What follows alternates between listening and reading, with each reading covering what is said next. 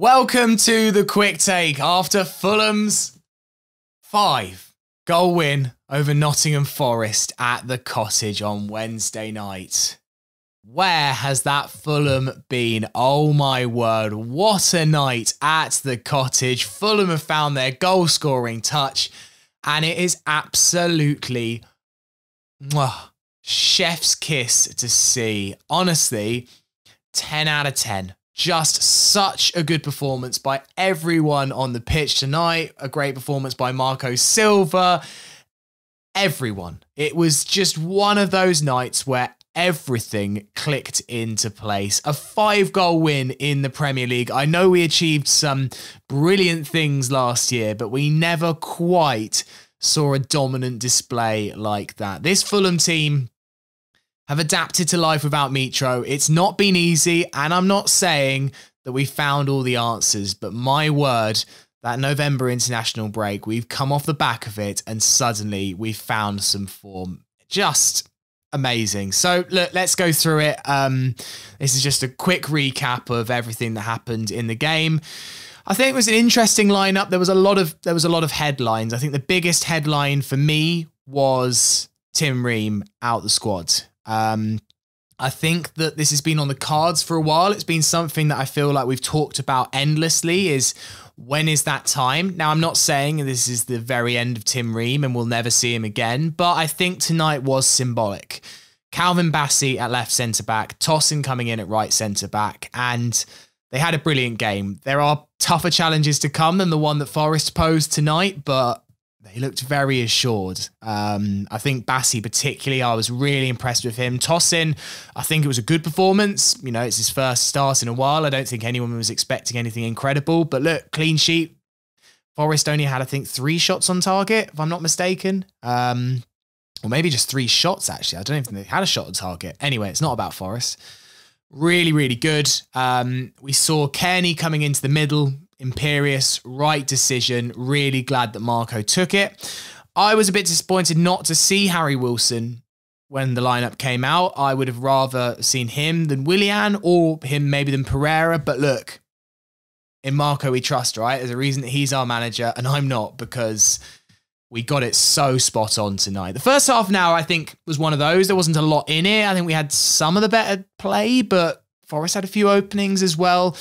That goal on half an hour is massive. It was Kearney who kind of started the move, really. A beautiful touch, then a brilliant ball from Willian, finds Iwobi, and from there we're cooking. 4 minutes later, Raul Jimenez gets his goal. I know he'd scored against Villa, but that was a tap-in and a consolation goal. This was a well-taken goal and an important one as well. As soon as it's 2-0, you can see the Forest players fall flat. And it's a good finish from Jimenez. You know, it's a great run.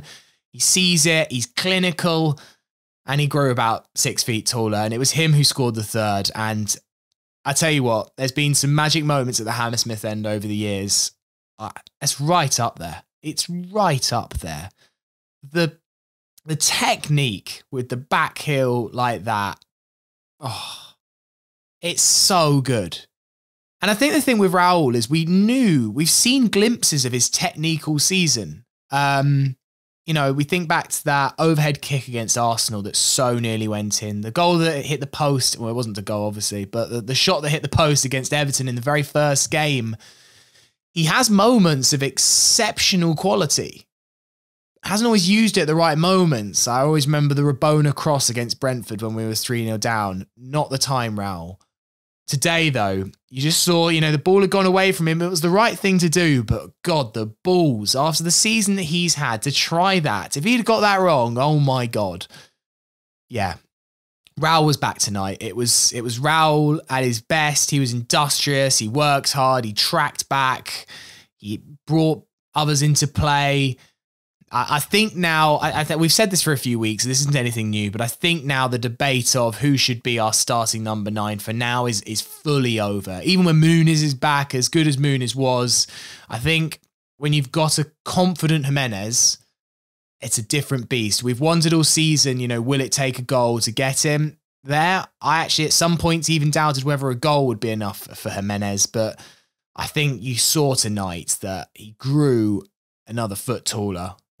especially once the second one had gone in. He was desperate for his hat-trick, I think. He was a bit upset to be taken off. Iwobi made it 4. Great assist from Harry Wilson, who came off the bench. He'll be disappointed to not be starting Harry Wilson, and I think would have right to almost be upset about it, angry. But he came on, showed again off the bench what he can do. Another goal for Alex Iwobi. He is just been such an important boost to our team, Alex Iwobi. So versatile as well. Play me on the right? Yeah, no worries. Play me in the middle? Yeah, no worries. On the left? Yeah, I'll play wherever. Play at 8?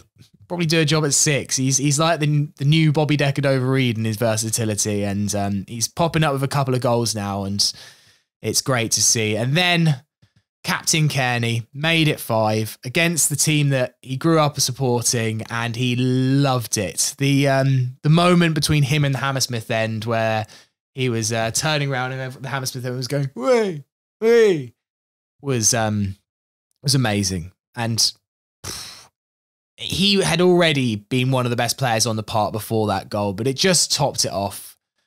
I love him so much. I just have the biggest soft spot for Tom Kearney and what he can do, and he's been doing it for years, and finally he's really showing what he can do at the highest level. I think he's instrumental now to this team, and we have to use him sparingly. We know that he hasn't got 90 minutes in him every week. I think it was sensible to rest him against Liverpool. Hopefully he can get some minutes against West Ham. We are just a better team when he's on the pitch. His vision, and alongside Paulinho, he gets the protection in order to do what he wants to do. His touch is just amazing. There were so many little moments tonight, and you saw it for the very first goal. He's just 0.5 of a second quicker than everyone on the pitch, and his speed of thought and the speed of his feet, and it was amazing tonight. Hard to pick out a man of the match. Raul, I think, got it on the telly, and that's understandable. And I think I would give it to Raul. Almost just, yes, okay, maybe you can judge things on an individual match, but I think with him, you have to take some context of the time he's had, not just at Fulham. He hadn't scored a home goal for his club in something like 18 months. I saw a stat that it was in the League Cup, Wolves against Gillingham or something. It's huge for him, and he deserves that bottle of champagne. And as much as there were some fantastic performances across the pitch, attack, defence, let's give it to Jimenez. An amazing night. And when you look now at the wider league table, look, a lot of the focus will be on Forest and Steve Cooper, and that's fine. But for Fulham, this was important. It's a real arm's distance now between us and those teams at the bottom. It's an 11-point gap to the bottom 3. That could change if Everton win tomorrow night, but, that's not a given. And I just think there was times, particularly during the November international break, where we're like, are we going to get dragged into this? And look, never say never. It's not impossible. But on the evidence of tonight and the Wolves game and the Liverpool game, we do just have too much quality. I think we are a mid-table Premier League team, and we showed that tonight. Forest had some weaknesses. They're down on their luck. They're out of confidence, but we absolutely ruthlessly exposed that tonight. And that's the mark of a Premier League team that's comfortable in its own skin in this division. And you look at the table now, a point off the top 10. A point off the top 10, 3 points off 9th. You get a win on Sunday, and you could go up there with teams like West Ham in terms of the points that we've picked up this season. And that's a huge testament to Marcus Silva and everything that's been thrown at us this season. The fact that we are competitive with lots of the rest of the teams in that kind of middle bracket. It's just a wonderful, wonderful night. And I think Fulham fans can, breathe easy. It was a tough one after that Villa game, and you saw the result they got tonight, Villa. That I think that we played some really tough teams, and it exposed maybe the fact that we aren't a top team. We all knew that, but we're a very good middle of the road team. And wonderful night. Savor it. Enjoy these nights while they last. We don't win 5-0 in the Premier League every week or every weeknight.